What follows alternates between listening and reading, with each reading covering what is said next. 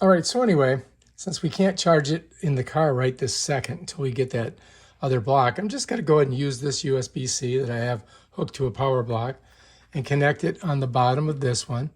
And when I do that, you're going to notice it turns green at the very bottom. See that little green light? So that means we're ready to rock and roll. And I might just go ahead and just take this off for now and just kind of use this in the house until I get my other block. And I can just go like that. And really, I can just set it right on there. Bam. And that thing will charge right there. I don't have to even worry about it. So I can just leave the phone there and charge it. How's that grab you? Here's a Dragon Touch camera.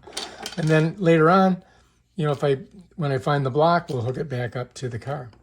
All right, and so we'll just let her charge and see how she does. All right, so we just came back, and here it is, 22%. Not too bad. So we're doing pretty good. And I think I'll just let that thing sit there and charge. Oh, it just went to, for some reason, it went to 21. All right, let's get out of there. All right, if you like this video, subscribe to my channel. Check out my other awesome videos. Peace out.